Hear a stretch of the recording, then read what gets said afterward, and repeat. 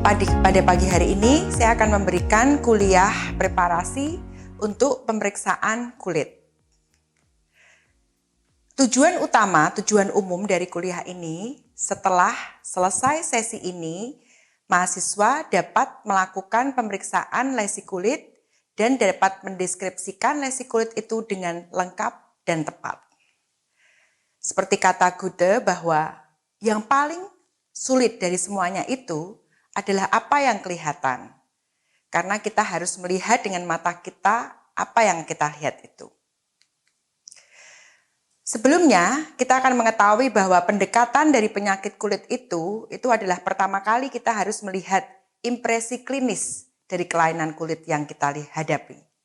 Kemudian setelah itu kita melakukan pemeriksaan fisik, di mana kita harus melakukan pemeriksaan detail pada kulit, rambut, kemudian kuku, dan juga membrana mukosa. Dan ada 4 tanda utama yang harus kita lihat atau yang harus kita perhatikan dan kita gambarkan lagi adalah yang pertama, tipe lesi kulitnya. Yang kedua adalah bentuk dari masing-masing lesi kulit itu.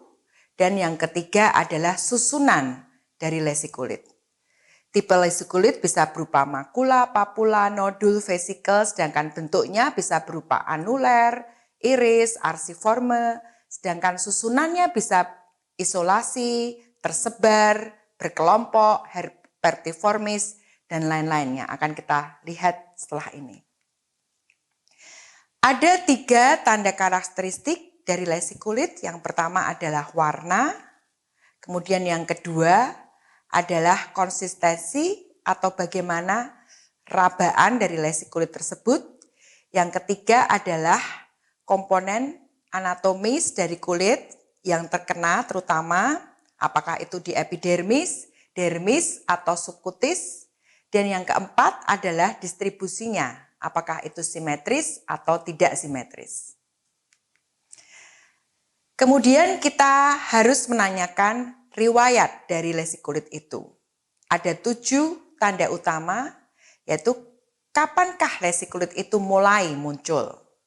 Apakah itu gatal, atau merasa seperti terbakar, atau juga nyeri. Kemudian yang ketiga, area tubuh sebelah mana yang pertama kali lesi kulit itu muncul. Kemudian, apakah dia menyebar, dan bagaimana pola penyebaran lesi kulit itu. Kemudian, bagaimana lesi kulit satu persatu itu berubah, atau berevolusi, berubah. Kemudian, apa faktor yang mencetuskan lesi kulit itu muncul? Dan yang terakhir adalah obat atau pengobatan apa yang telah diberikan sebelumnya. Kemudian kita akan menanyakan riwayat keadaan penyakit itu secara umum. Di mana bisa kita tanyakan apakah ada sindroma penyakit kulit yang akut seperti panas, kemudian berkeringat, menggigil, pusing, kemudian mual dan muntah, serta apakah ada tanda-tanda penyakit kulit yang kronis seperti fatigue, kelelahan, anoreksia, penurunan berat badan, atau malaise. Kemudian kita juga melakukan review secara sistem yang dilakukan sesuai dengan indikasi klinis dan situasi klinis. Karena ada kemungkinan terdapat hubungan antara tanda penyakit kulit dengan adanya kelainan atau penyakit pada sistem organ. Karena kita tahu semua bahwa kulit itu merupakan cermin dari suatu penyakit yang ada di dalamnya atau sign dari penyakit internal yang ada di dalamnya. Kemudian seperti biasa kita akan menanyakan riwayat penyakit dahulu atau riwayat medis terdahulu, seperti misalnya adakah operasi, kemudian sakitnya sakit yang dahulu, adakah riwayat alergi, terutama adanya riwayat alergi obat, kemudian obat yang diberikan pada saat ini atau sebelumnya, kemudian kebiasaan seperti merokok, kemudian penggunaan alkohol dan penyalahgunaan obat. Dan yang terakhir adalah histori atopi yang sangat sering perlu kita lakukan pada pemeriksaan kulit, yaitu apakah ada histori atau riwayat asma, hay fever, atau eksema pada pasien tersebut. Kemudian riwayat penyakit keluarga, terutama adalah riwayat penyakit kulit dan riwayat atopi. Kemudian riwayat sosial dan pekerjaan, sangat penting pada penyakit akibat kerja. Seperti apa hobinya, kemudian paparan apa yang dia hadapi, paparan bahan kimia, paparan fisik. Kemudian travel medicine, apakah dia baru saja datang ke suatu tempat yang biasanya merupakan endemi suatu penyakit tertentu, misalnya lepra. Dan juga pada penyakit kelamin kita juga menanyakan riwayat kelamin, riwayat seksual yang dia juga ada penyakit kulit yang muncul awalnya pada lesi kulit. Setelah itu kita akan melakukan pemeriksaan laboratorium, biopsi, kemudian pemeriksaan gram, pemeriksaan KOH pada jamur, pemeriksaan sitologi, kemudian pemeriksaan bakterial, kultur bakteri viral atau fungal, kemudian pemeriksaan Woodland yang selalu dilakukan untuk melihat penyakit kulit tertentu, kemudian scraping pada pemeriksaan kita curiga skabies, kemudian patch test atau tes alergi, kemudian iceto whitening, dan juga kita juga bisa dilakukan dengan dermoskopi. Kemudian final kita sampai ke diagnosis akhir yang kita perlu melakukan dari hasil eksaminasi atau pemeriksaan sebelumnya, kemudian mungkin perlu juga dilakukan biopsi apabila untuk menentukan diagnosis yang definitif. Kemudian kita sampai ke lesi kulit. Lesi kulit itu dibagi dua, lesi primer dan lesi sekunder. Apa itu lesi primer? Lesi primer itu adalah lesi yang muncul pertama kali, yang muncul awal. Kemudian dari penyakit kulit itu. Sedangkan lesi sekunder itu lesi yang berkembang atau muncul setelah ada proses evolusi dari penyakit kulit itu. Bisa karena dia digaruk, bisa karena adanya nanah yang sudah mengering, seperti itu. Kemudian itu semuanya. Kemudian selanjutnya adalah lesi primer. Yang pertama adalah makula. Jadi makula itu, prinsip apa itu makula? Makula itu adalah kelainan kulit di mana terjadi perubahan warna dari kulit itu sendiri. Jadi perubahan warna kulit dibanding kulit sekitar. Kita bisa katakan bahwa makula itu kalau kurang dari 1 cm, sedangkan patch itu lebih dari 1 cm. Ini adalah contoh makula hipopigmentasi, kemudian yang di sebelah kiri adalah makula hipopigmentasi pada pityriasis versicolor, kemudian yang di kanan adalah makula depigmentasi yang biasanya kita temukan pada vitiligo.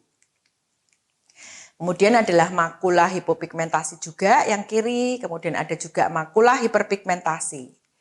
Kemudian ini adalah contoh makula hiperpigmentasi pada penyakit melasma dan freckles. Kemudian ada juga makula, ada rest. Kalau ini lebih berupa patch, jadi patch pada pasien SLE. Kemudian untuk papul, papul itu adalah kelainan kulit di mana terjadi peninggian kulit yang kecil, solid, dan kurang dari 0,5 cm diameter. Kemudian salah satu tanda penting dari papula adalah dia proyeksinya ada di atas kulit, seperti itu. Kemudian bentuk papula bisa bermacam-macam, misalnya pinpoint papula, kemudian dome shape, flat top, dan lain sebagainya. Ini adalah contoh papula. Kemudian plak. Plak itu adalah pendinggian kulit yang dia secara relatif mengokupai atau menduduki area yang luas dibandingkan dengan kedalamannya. Itu yang akan membedakan plak dengan nanti nodul. Kemudian plak itu juga bisa muncul karena penyebaran dari papul atau yang telah berkonfluens. Ini salah satu tanda plak pada lichen simplex chronis. Kemudian juga ada plak verrucosa pada verruca vulgaris. Kemudian juga ada plak verrucosa pada condyloma acuminata. Kemudian nodul. Nodul itu adalah lesi yang solid, bulat, dan dia elipsoid. Kemudian kedalaman dari nodul itu sendiri itu kita bisa raba, jadi ada di bagian dalam. Kemudian contoh nodul adalah prurigonodularis yang sering kita jumpai, kemudian nodul pada hemangioma, kemudian yang di sebelah kiri ini adalah nodul dari reaksi lepra. Kemudian pustul. Pustul itu adalah lesi yang meninggi, yang dia sirkumskripta dan mengandung eksudat yang purulen. Biasanya pustul itu adalah tanda-tanda dari infeksi. Bisa muncul seperti keputihan di dalamnya, atau kuning, atau berwarna kehijauan, hijau kekuningan, seperti itu. Ini adalah salah satu contoh pustul yang ada pada penyakit kulit infeksi yang di kiri, kemudian ada pustul pada jerawat. Kemudian ini adalah juga pustul yang muncul pada bayi, seperti itu. Kemudian selanjutnya adalah vesikel dan bula.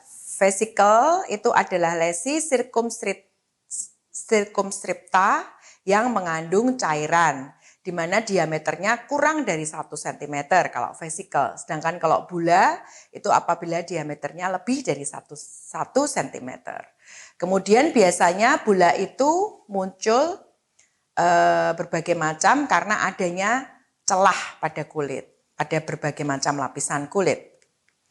Ini adalah contoh vesikel yang muncul karena dia penyakit herpes zoster. Kemudian ini adalah contoh bula, di sini adalah friction bula. Friction bula atau bula yang muncul karena tekanan yang terus-menerus pada kulit dan gesekan. Kemudian urtikaria atau wheal. Urtikaria itu adalah lesi kulit yang bulat, yang puncaknya datar. Kemudian ada, dan salah satu hal yang penting yang membedakan antara urtikaria dengan papul maupun plak itu adalah urtikaria maupun angioedem akan hilang dalam beberapa jam. Ini adalah salah satu contoh urtikaria atau wheals. Kemudian ini juga urtikaria, kemudian pada anak itu juga ada nampak wheals, angioedem pada anak yang sebelah kanan.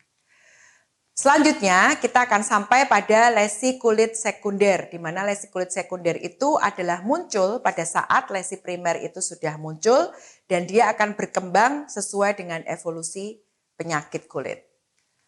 Lesi kulit sekunder yang pertama adalah squama. Squama yang paling banyak ditemukan.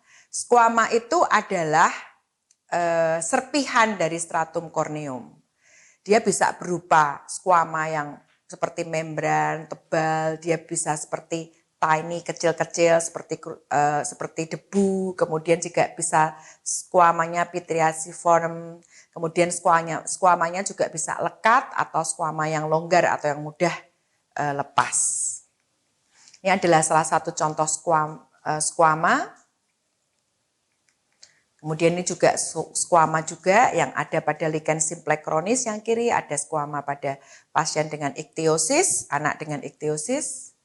Kemudian ada squama colaret, salah satu tanda khas dari pitriasis rosea di mana squamanya itu mengelupas di pinggir-pinggirnya.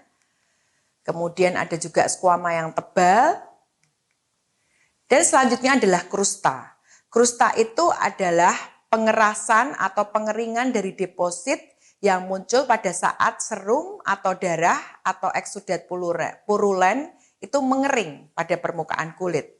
Dan dia merupakan, kalau kita menemukan krusta itu adalah adanya tanda infeksi biogenik.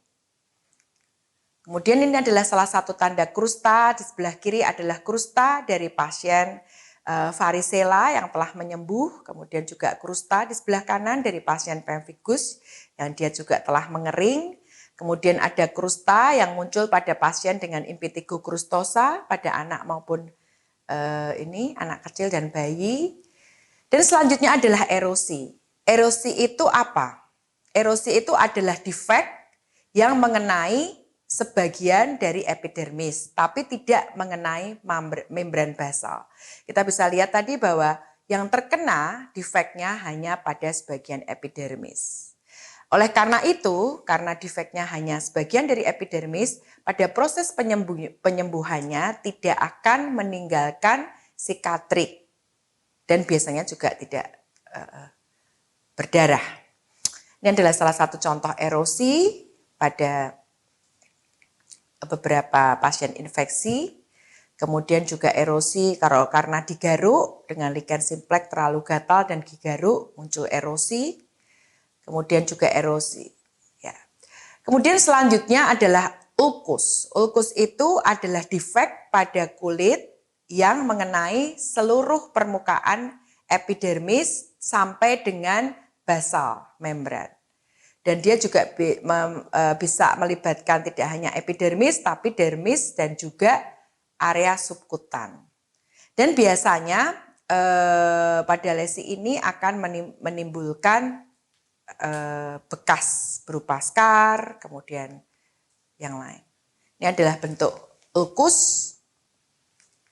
Adalah ulkus juga pada pasien diabetik, ulkus diabetikum. Kemudian fisura. Fisura itu adalah defek linear yang dia muncul memanjang dari permukaan epidermis hingga lapisan dermis. Kemudian biasanya fisura itu muncul apabila kita kulit itu ada eksem yang kronis dan sangat kering. Ya, selanjutnya atrofi. Atrofi itu adalah berkurangnya ukuran dari sel atau jaringan atau organ pada tubuh. Biasanya atrofi itu bisa kita sebut sebagai penipisan dari epidermis dan biasanya berhubungan dengan pengurangan atau penurunan jumlah sel epidermis. Kemudian contoh atrofi, selanjutnya adalah skar. Skar itu muncul apabila terdapat ulkus sebelumnya dan skar itu merupakan pola penyembuhan pada area ulkus. Dan skar itu bisa atropik atau hipertropik. Ini contoh skar pada pasien dengan akne, pada jerawat, karena pada proses penyembuhan lukanya muncul skar, kemudian skar juga yang muncul pada pasien dengan herpes zoster pada wajah. Kemudian ini adalah skar hipertrofi, tadi adalah skar atrofi, sedangkan yang ini adalah skar hipertrofi yang muncul pada badan. Kemudian ini adalah keloid. Keloid itu adalah sama dengan skar tapi dia sudah lebih dari beberapa saat. Kemudian ekskoriasi. Ekskoriasi atau garukan itu adalah erosi yang muncul karena adanya garukan. Kemudian seperti ini gambarannya. Kemudian komedo. Komedo sering kita temukan pada saat pasien sebelum muncul akne. Apa itu komedo? Komedo itu adalah peninggian kulit yang diakibatkan karena adanya pelebaran infundibulum dari folikel rambut. Di mana komedo itu akan berisi massa keratin, sebum, dan organisme tertentu. Ini adalah milia. Milia itu digambarkan sebagai elevasi atau peninggian yang kecil, yang bentuknya seperti mutiara dan tidak terdapat inflamasi atau non-inflamatory. Kemudian biasanya diakibatkan karena adanya retensi keratin pada glandula atau kelenjar minyak, di mana terdapat sumbatan keratin pada kelenjar minyak sehingga muncul milia. Kemudian kunikulus. Kunikulus itu adalah kanal yang bisa ditemukan pada stratum corneum atau stratum spinosum pada epidermis yang diakibatkan karena adanya investasi lava atau parasit tertentu. Misalnya kunikulus yang muncul pada cutaneous lava migrans atau scabies. Kemudian teleangiektasis itu adalah pelebaran pembuluh darah atau venula atau arteriola yang terlihat pada permukaan kulit. Selanjutnya adalah purpura yang sering kita lihat, petechiae dan ekimosis. Jadi purpura itu adalah perubahan kulit di mana kulit tampak merah yang diakibatkan karena ada perdarahan di bawah kulit. Kemudian kita akan membedakan antara purpura itu dengan makula dan patch itu dengan cara menekan objek gelas ke permukaan kulit atau disebut sebagai tes diaskopi. Kemudian pada purpura kemerahannya tidak akan hilang. Itu purpura. Jadi apabila kita tekan objek glass pada kulit yang kemerahan dan kemerahannya tidak hilang, berarti itu adalah purpura petekiae. Sedangkan pada makula atau patch itu kemerahannya akan hilang dan menjadi pucat. Kemudian purpura yang dikatakan bahwa petekiae itu apabila diameternya kurang dari 1 cm dan ekimosis apabila lebih dari 1 cm. Selanjutnya ini adalah stria. Stria itu adalah area pada kulit yang irreguler, yang dia nampak seperti pita atau garis-garis atau stripes yang ada pada kulit. Biasanya stria itu muncul apabila seseorang itu bertambah berat badannya dengan cepat karena penyakit tertentu atau karena dia kehamilan. Kemudian likenifikasi itu adalah tanda kelainan-kelainan kulit yang kronis di mana terjadi penebalan pada kulit yang ditandai dengan adanya penebalan dari garis-garis kulit, baik itu transversal maupun longitudinal. Kemudian pada likenifikasi biasanya ditemukan juga adanya hiperpigmentasi. Kemudian seperti tadi saya katakan bahwa likenifikasi itu biasanya muncul karena proses kronis dan adanya garukan yang terus-menerus. Baiklah, kita sudah terangkan tadi lesi kulit primer dan sekunder.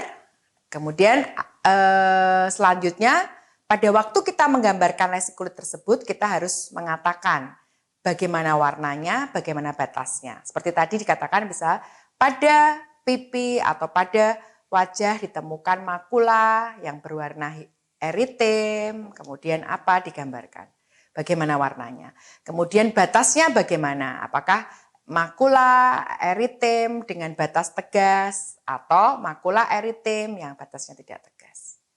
Kemudian bagaimana bentuknya, apakah itu polisiklit, misalnya tadi contohnya pada pasien dengan tinea. Ditemukan plak eritematosus dengan batas tegas, dengan tepi yang polisiklik seperti itu. Kemudian jumlahnya, terdapat plak eritematosus single atau multiple. Kemudian susunannya, seperti contohnya pada pasien dengan herpes. Ditemukan vesicle multiple dengan penyebaran yang herpetiformis seperti itu. Kemudian apakah ada confluence atau penggabungan, kemudian distribusi. Distribusinya seperti apa? Apakah kalau pada lesi single itu terlokalisir atau pada polanya simetris atau distribusinya muncul pada sun exposed area, pada penyakit-penyakit fotokontak dermatitis, atau mungkin distribusinya muncul pada area tekanan seperti pasien dengan psoriasis, atau muncul pada area intertriginosa, area folikuler, dan sesuai dengan dermatom pada herpes zoster atau pasien yang penyebarannya sesuai dengan Blaschko-Line. Baiklah, itu tadi adalah kuliah untuk sebagai awal atau briefing sebelum adik-adik mahasiswa melakukan skin lab tentang pemeriksaan lesi kulit atau skin lesion examination. Nanti akan diawali dulu dengan introduction, kemudian akan ada berbagai tanya jawab, dan kemudian dilanjutkan dengan melihat video pemeriksaan lesi kulit selama 15 menit. Dan setelah itu akan ada demonstrasi dan latihan. Baiklah, terima kasih atas perhatian mahasiswa semua. Selamat belajar dan sukses.